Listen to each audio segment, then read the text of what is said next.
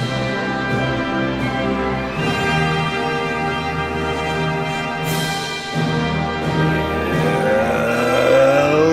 everyone. Happy Friday to you.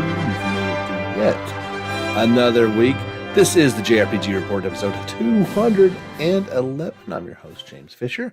We've got a fun show for you guys today.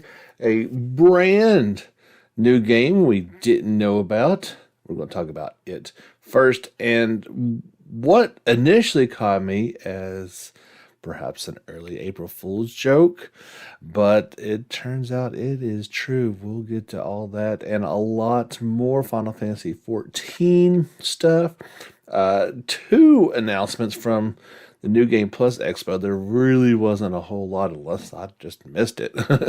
And some other follow-up stories, and you'll want to stick around to the end as I give a bit of a rant, something that is, as Peter from Family Guy says, grinding my gears. We'll get to that at the very end of the podcast. Up first, I kind of stated this at the beginning of the year when I made my big list of 22 for 2022 of games I was looking forward to.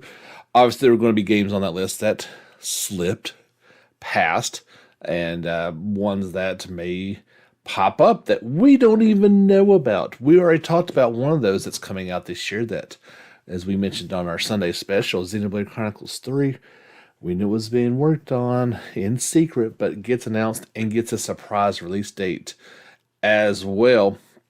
So obviously that would jump to the top of my personal list. Another one that just popped up this week that I don't know if I've stated so much on the podcast before, but I'm not a big anime fan. There's a couple of them I like. Cowboy Bebop that is very high on my list, but one of the longest running series, but one I've not seen, so you have to excuse me if I don't pronounce things correctly, is One Piece. And they had a surprise announcement of I'll say a very promising and intriguing looking JRPG. Publisher Bandai Namco and developer ILCA have announced One Piece Odyssey, a new RPG project for PlayStation 5, Xbox Series, PS4, and PC via Steam. And perhaps best of all, it's coming out this year in 2022. Here's an overview of the game. One Piece Odyssey is an RPG project filled with unique elements of adventure from One Piece that has been highly desired by fans. This project has been in the works for many years so that fans can truly touch the world of One Piece, and now is ready to be unveiled. Join this brand new RPG featuring new character and monster designs produced by Ichihiro Oda, the author of One Piece. The game also is complemented by the beautiful music of Moto Sakuraba, the composer well known for his various contributions to video game series such as Dark Souls and the Tales of series. So there's some pedigree. They say a broken Thousand Sunny, scattered crew members, and Luffy's missing straw hat. During their voyage, the Straw Hats, led by Monkey D. Luffy, are swallowed by a huge storm at sea. They end up on a mysterious island full of nature amidst the storm, and become separated from each other. The crew sets out on a new adventurous journey filled with the wonders of raging nature, powerful enemies, and strange encounters with island locals. Work together with Luffy and his crew to set sail once again. Here are the key features. The mysterious island. Luffy decides to scout the island to meet up with his scattered crew members. They come across various mysterious ruins and never-before-seen monsters. Although excited to scout the island together, things soon take an unexpected turn. Discover and experience an original storyline. The Straw Hats as one. Defeat new enemies, unravel mysteries, and unearth a whole adventure with your favorite Straw Hats. In addition to Luffy, you can play as Zoro, Nami, Usopp, Sanji, Chopper, Robin, Frankie, and Brook. Again, sorry to fans if I have said any of those names incorrectly. They say RPG with a One Piece twist. Experience quests and dungeons with an all-new authentic One Piece twist. Enjoy what you love about RPGs, but with your favorite characters and an original touch from the One Piece universe. There was, of course, an announcement trailer to go along with this. There was a producer interview as well, if you want to get kind of a behind-the-scenes look at it. His name is Katsuya Tezuka. He's obviously very excited to be working on this and to deliver a JRPG in this world. Obviously, the island setting maybe gives some people like some Ys 8 vibes, but the battle system and I think the overall look of it might be best described as something more along like a Dragon Quest 8 or 11 vibe. At least that's what I kind of got out of it. It looks like a good turn-based battle system with overtop attacks and animations. It looks just like the anime. It is maybe a little bit akin to what like Fairy Tail did, right?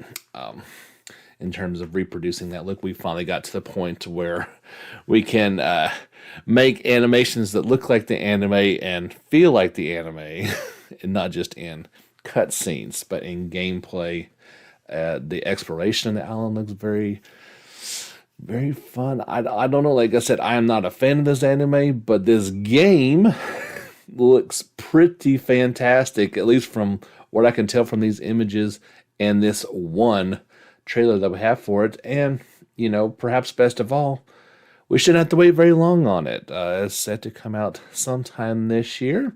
When we get a more firm release date, I will pass it along to you guys, but I would invite you to head over to either our Facebook or our Twitter page to get a look at this thing and let me know what you think. I'm quite looking forward to it. I hope you are as well. It is April Fool's Day, April 1st, and like I said, when I first saw this story pop up yesterday, when it popped up, it was April Fool's Day in Japan, so I thought maybe there was some sort of connection. I didn't actually see any pranks. I'm sure there were a bunch of them that have went on, or maybe, you know, are going on in your workplace or life. I'm here by myself at the house, so no real pranks going on, but it turns out this is true, and I'm still kind of processing how I feel about it, but let's just say it. E3 is canceled for this year. No jokes.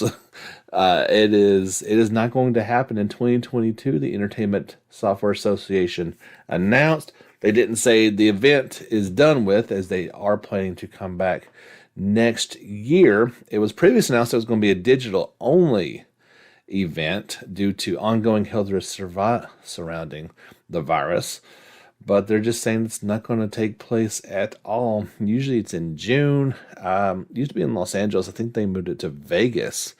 So just at a snapshot, no matter how you feel personally or politically about it, things are pretty much back to normal.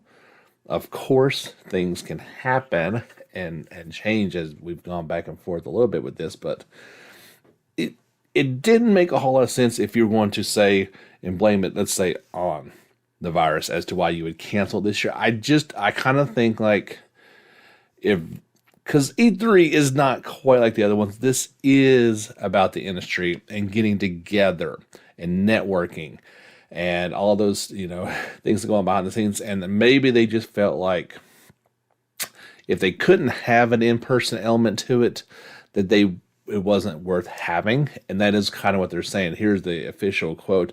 Instead, we would devote all of our energy and resources delivering a revitalized physical and digital E3 experience next summer. Whether enjoyed from the show floor or for your favorite devices, the 2023 showcase will bring the community, media, and industry back together in an all-new format and interactive experience. No date has been set for it yet. Usually it's June, but maybe it's not quite like the other ones. But, you know, working for GameStop back in the day, that was always a highlight of the year, was when all the store managers got to go to E3, as it is about the video game and entertainment industry. There was 3 days of event, but one day was pretty much just a behind the scenes type of deal. So, like I said, they didn't feel like they could properly do it. This thing takes pretty much a whole year of planning for a physical event we're now in April, and I don't guess they could just flip the switch and have a hybrid event this year. E3 has been getting less and less necessary. And it is certainly, at least in our genre, I mean, yeah, you might get some big stuff announced, but pretty much it's Tokyo Game Show. There is some Gamescom type stuff, but the way everything is online anymore, the need to push your stuff out there is not as great. Obviously, Sony does not attend E3.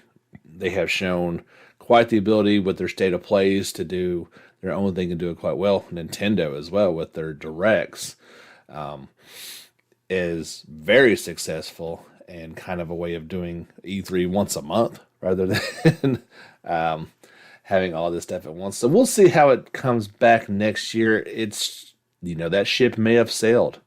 Maybe it's just too far gone and it'll just be for industry types to get together and less on big announcements and the such. But kind of a bittersweet thing growing up. E3 was a huge event, in the infancy of the internet. Sites like IGN, you would, anxiously tune in to see if something was going to get announced, and that day is past. Let's move on to perhaps better things. I mentioned in the One Piece thing, one of the vibes I got from it was from Ys 8. I still struggle at saying this name, but the Lacrimosa of Dana. And I thought this was surprising, to say the least. There's going to be a PlayStation 5 port of it. It will come out sometime in the fall. There was a trailer released to kind of show off as well, although the trailer that I saw for it was on Twitter, and one of the not so good things about Twitter is when you embed directly to their site, it's usually capped at 720, and maybe there's ways around that, but the quality is not excellent. I didn't see anything at all that screamed that this was greatly enhanced for PS5.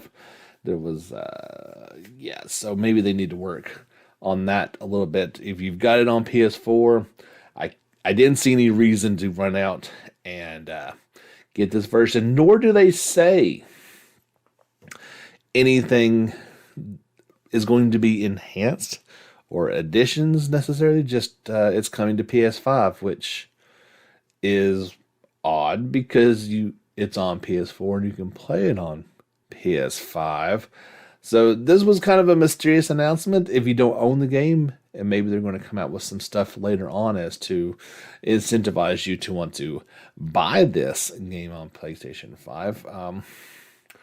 We'll have to see. It is at the very top of my backlog. After lots of pressure from a few friends, I have decided it's pretty much either next or going to be close to next. And I'm going to pick up and play After Like a Dragon. But yeah, I don't know what to make of this announcement other than to tell you that it's coming out in the fall. I wish I saw something about giving you some reasons to want to buy this again, or if your PlayStation 4 version will then give you an updated version of the game and look better and all that fun stuff. So maybe I can give it to you in the future. We shall see. I spoke about New Games Plus Expo, and really the only two things that I could gather from it, one was kind of a new announcement, but not really. These are both via NS America. They announced that Fallen Legion, Rise to Glory, and Fallen Legion Remnants collection will come to PS5, Xbox Series, and PC. This will come out this summer. You'll be able to get both games as a part of a deluxe edition via the NS America online store for $59.99. You get a copy of the games, digital deluxe soundtrack, and a soft cover art book. So 2 games in one. That's pretty cool deal. If you haven't played these games, want to give them both, you'll now be able to. And of course, it'll look a little bit better being on next generation, I guess current generation systems.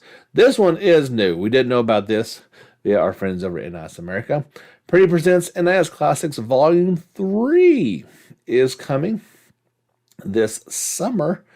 This 2-pack will include Lapusel, Ragnarok, and Rhapsody, a musical adventure. They're coming to the Nintendo Switch. You might say, I've heard of Lapusel Tactics, but not Ragnarok. Reason for that is we got Tactics here.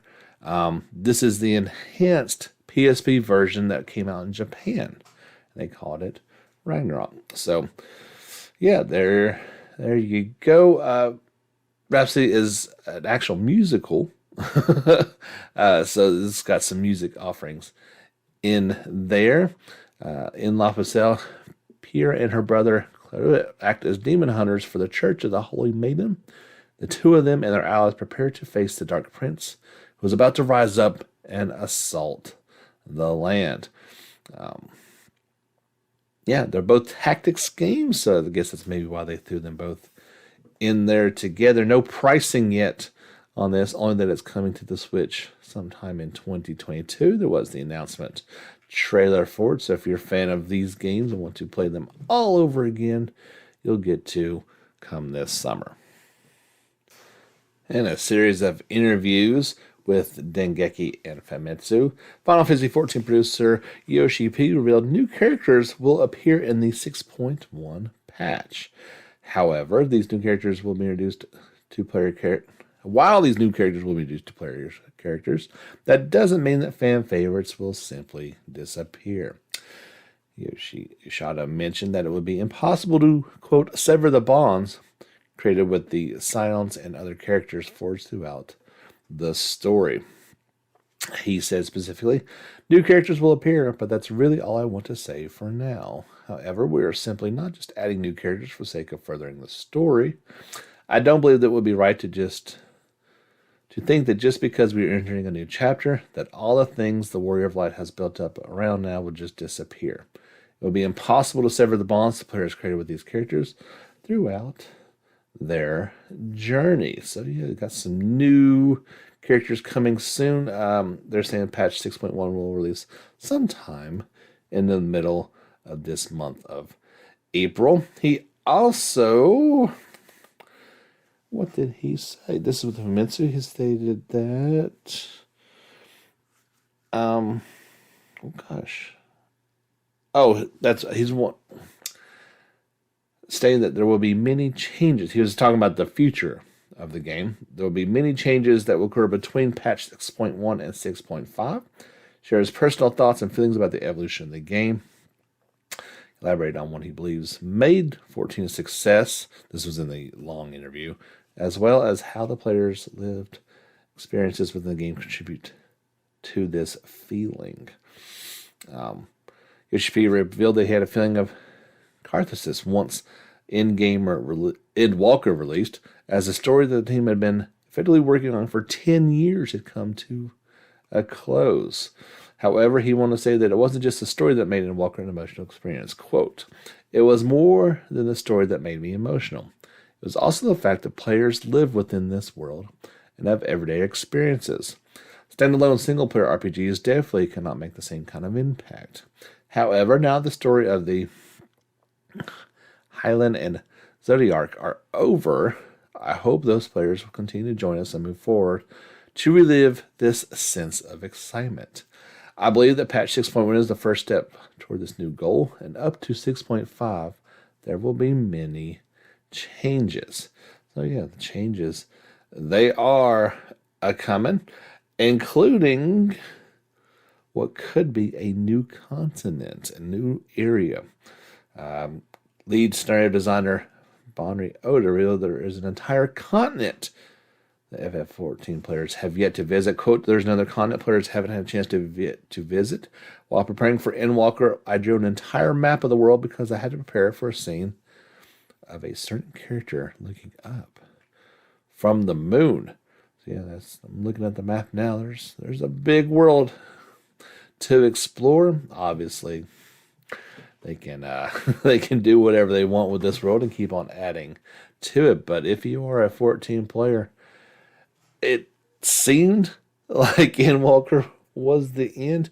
Maybe it's just the end of one thing and the beginning of something even bigger and greater. And don't worry, Square Enix will keep making new content, and they will gladly take your money as long as you will give them too. Last week we mentioned there was a crossover DLC, some cosmetic items going on between Tales of Arise and Scarlet Nexus. It is that event is live now, version 1.08 in Scarlet Nexus. It started on March the 30th. You get items from both games to cross over into another, as well as what was not mentioned, but Scarlet Nexus players will now have access to the battle music from Tales of Arise and vice versa. So battle music in addition to Hoodles and Iron Mask and the Blazing Sword. There'll be some crossover items in there. Alongside that, Scarlet Nexus has added a very easy mode and the release of a story demo. Players can carry over data from the demo into the full release of the game. Additionally, both bug and performance fixes appeared in both new patches. That's certainly some pretty good news. Players like myself appreciate a very easy mode when things get just a little bit too tough. This was not a part of New Game Expo or any other thing. This kind of came out on its own. I guess here's the good part. There's a new Sword Art Online game coming. Here's the the rest of that, and maybe not so good. It's coming to iOS and Android devices, and is being described as an action game. This is to commemorate Sword Art Online's 10th anniversary. The game will launch sometime in 2022. Not a whole lot is known about it. There was a teaser trailer shown, but probably not what Sword Art Online fans were looking for, per se, but it's what's coming, and that's about all I can tell you. You can check out that announcement trailer if you're curious about it. Head over to our Facebook or Twitter page, and you can easily check that out. We got an update about Soul Hackers 2 in the form of a new video, 2 new videos. The first one was looking at some new characters, Raven and Kaburagi. These are associated with Arrow, one of several party members that will accompany the protagonist Ringo throughout her journey. There were some spoilers involved with that, so I won't say too much. Just these new characters keep popping up, and they are looking pretty cool. There was also a new System Battle Basics.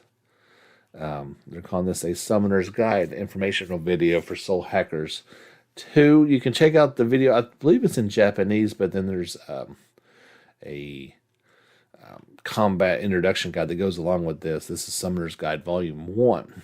Tells you a little bit more about the game. Very Shin Megami Tensei or Persona-like, and learn the enemy's weakness, hit them with that element, try to knock them down to gain a big advantage over them. Doesn't sound like they're going to rock the boat too much with that formula. It's a good formula. Why would they want to change it too much? And I'm going to guess it's going to work on you adversely as well. But the game is shaping up pretty nicely. It looks pretty interesting as getting up for a release later on this year on August the 26th worldwide to all the systems except for Switch. There's music coming. First, I believe this is just in Japan. I don't know if it's going to come out worldwide or not, but we talked a little bit last week. We're seeing some more of these soundtracks released onto vinyl. Obviously, you cannot release a huge soundtrack like Final Fantasy IX on vinyl. Gosh, it would take, I don't know, 10? It would take quite a lot of LPs to accompany that. But what they are going to try to do is a 2-disc kind of, I don't want to say it's best of, but some fine selections from Final Fantasy IX are coming onto vinyl, and it will release on July the 7th. Pre-orders are now available through the Square Enix Japan online store. 25 tracks spanning 2 discs. The album will cost $44 and is a limited product, so obviously you could import it if so desired. The first disc will contain 16 songs with 8 tracks on each. The second will have a total of 9 songs.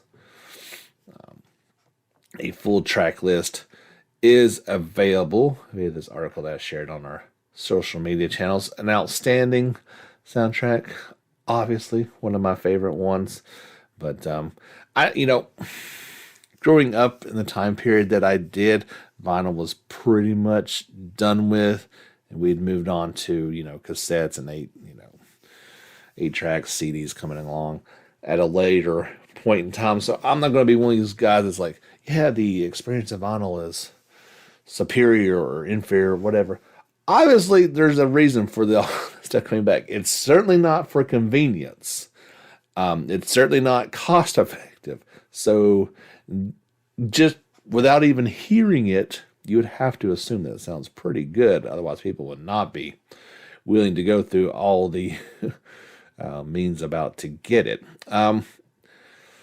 Not many dates have been released yet, but in order to commemorate the 35th anniversary of Final Fantasy, there is a new Distant World tour going on called Choral. It will feature music composed, maybe not exclusively, but by more in large part, by Nobuo Uematsu. Conductor Arnie Roth will lead the orchestra. Distant tour dates will some of the tour dates in Japan, North America, Europe, and other Asian countries. So far, there have been 20 announced so far. It will begin August the 6th and wrap up on March the 11th. Oh, this is an international podcast, so we'll go through these quickly.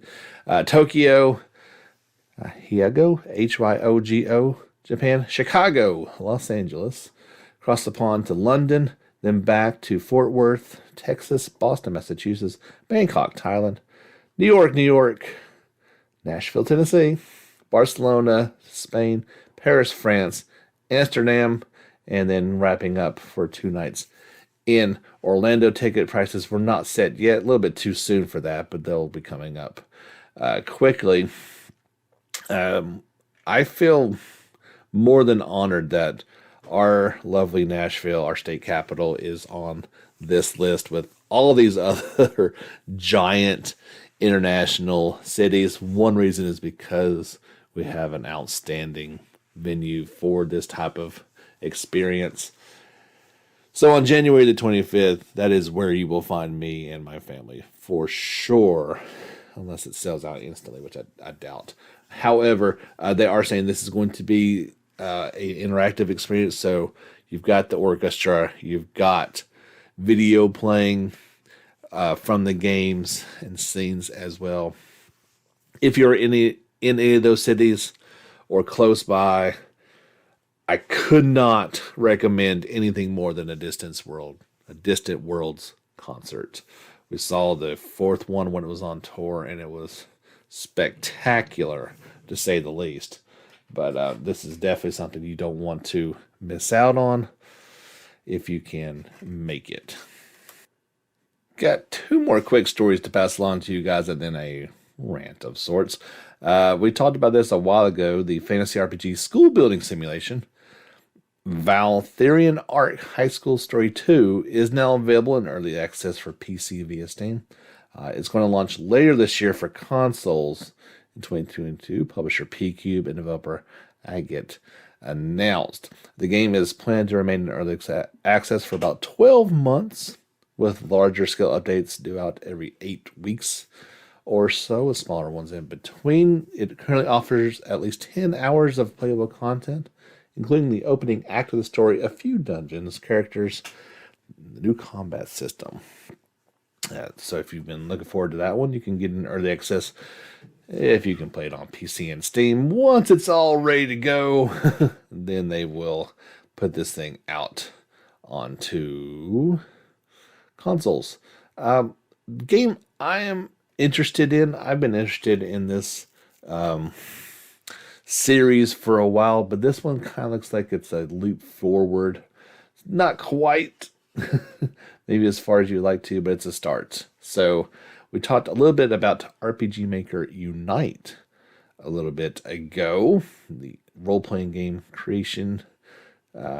It's now going to utilize full HD resolution, revamped user interface, and even give you a pair of sample characters. This is on the new screenshots come out for it. They say, here it is. They long sought at a request from Maker fans, native FHD, which is 1920 by 1080 resolution. Time to make your game look much better than ever. In the past, we worried about whether FHD would add extra burden to creators, but it is now obvious the community evolves faster than we anticipated, and we get constantly requested for high resolution. What good does high resolution do? Well, they got some sample maps for you to check it out, and it looks pretty darn good. There's a lot more detail than what was previously announced. When you see an RPG Maker game, you kind of know it quite a way because they all look very similar. This one is a definite step up. You would say it's simplistic in its overall look, like you might see more of a 8 or 16-bit design, but obviously the crispness and the detail screams more modern game design. Of course, this is just one way of looking at it. The character models are much, much better looking. This has always been something that's fascinated me in terms of, could you actually make a game on here and, make money? That's kind of the point of it. Obviously, it'd be one thing if you had tons of time and you just wanted to make a game for the sake of making it, but would it be actually something that you could make some money at, a job of sorts?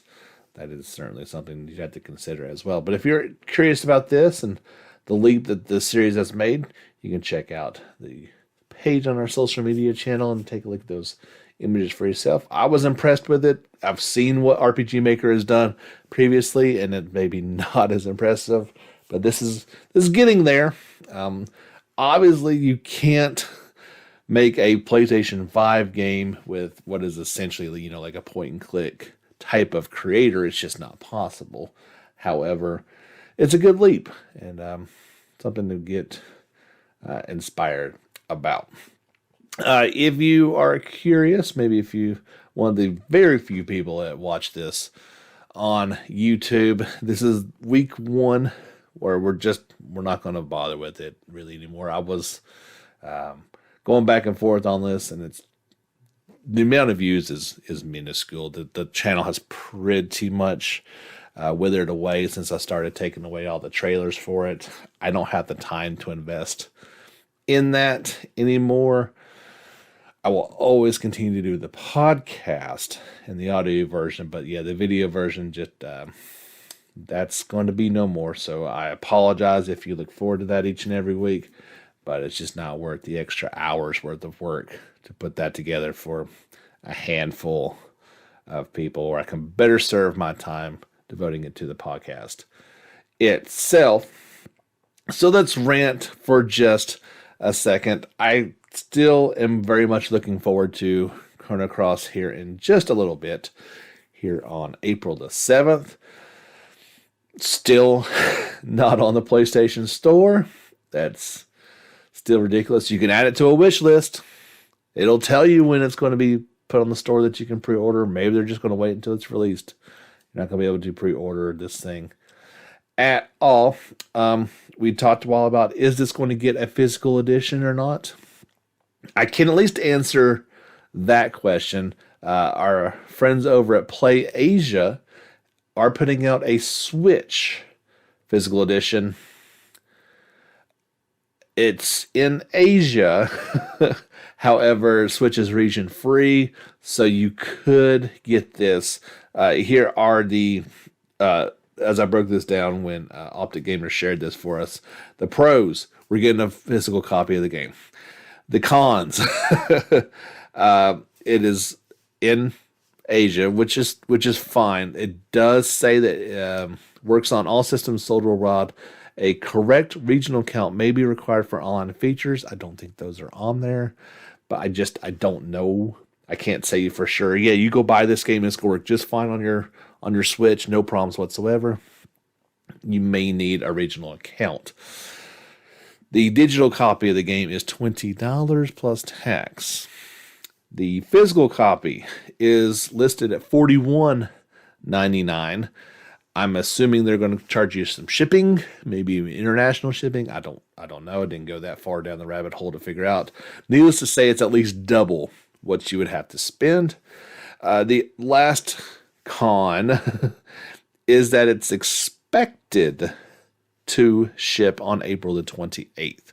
That's a full 3 weeks. So there are choices to be made. Obviously, if you waited this long, you could probably wait a little bit longer for a physical copy. That's not really a deal breaker, probably.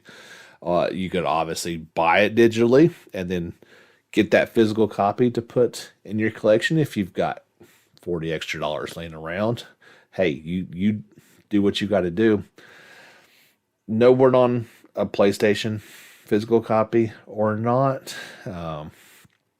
Obviously, that is region locked, so we would need a Western developer to step up and do that. So you like that there is a physical option. You don't like all the details that go along with it. I would expect to pay more. That is perfectly fine. But yeah, I don't know how I feel about this overall. There has been.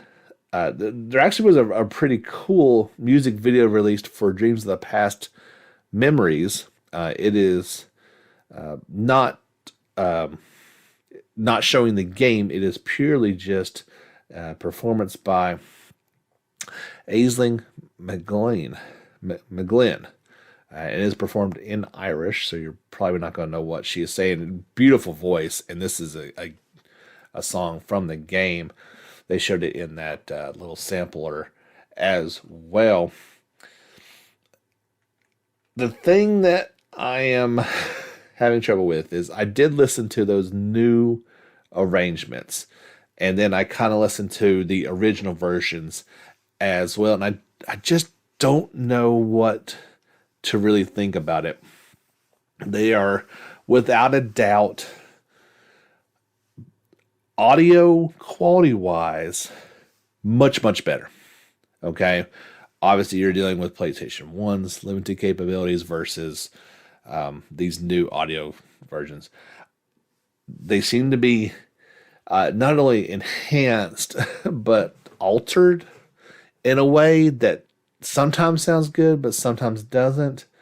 And so you're like, okay, well, I can just choose which version of it I would like, these new ones, or would I just prefer to listen to the original soundtrack, which is almost universally regarded as epically awesome, one of the best soundtracks. And Square Enix said that you would be able to switch between both versions. That actually is not true. And they just came to light. This was yesterday on mynintendonews.com that you, in fact, cannot switch between versions of the soundtrack. You have to listen to this new version. The Square Enix said today that the original feature was published on their official website in error, and only the new refined music in Chrono Cross the Radical Dreamers edition can be played. Oops. Then does that sound like an error to you, or does that sound like an oops? Doesn't sound like a typo, right? That sounds like we kind of messed up on that one. So this is definitely one of those cases, like, if you enjoy, like, there's 8 tracks on that sampler CD, and at least 4 of them were perfectly fine, probably even better. The other 4, I don't know if they were better or not. So I obviously need to get the game and experience it. The initial pushback has been strong, at least online voices. They don't like the fact you can't switch it, and they do not like these new versions of the songs. Like I said, I'm kind of going both ways on it. I can absolutely see the added value to these. The original soundtrack, in comparison, is soft. This new one is more not just loud, but like full of music. That depends on what you prefer, obviously. So if you could choose back and forth, it would be absolutely fine. But the fact that they kind of lied and that you, in fact, cannot do that, maybe that can be patched in at a later point in time. It sounds like it definitely should be patched in at a later point in time. But yeah, I wasn't very impressed when I saw this remission, to say the least. But that's my rant. I'll wait until I play the final game to make any type of final conclusions. I certainly hope that there's not, because everything I've seen on it's pretty positive. I like the visuals. I like what they've done in terms of that. But if they knock the music, which was perhaps the strong point about the game, that is going to be a pretty big negative, and we'll have to judge it accordingly. That's going to do it. Don't forget this Sunday, our Sunday special. At least the recording went off without a hitch. I haven't listened to every minute of it, but it sounded fantastic from what I did hear between myself, Jordan, and Jake. So a couple times we kind of spoke out of turn, but that's to be expected on a audio podcast. But yeah, that'll come out this Sunday. Our conversation, we cover a bunch of different topics, and we had a whole lot of fun, and hope you enjoy listening to it as well. We'll be back next Friday with some more stories to talk about, maybe even some Chrono Cross. We'll see as that is finally released to the world. But until then, get back out there and level up.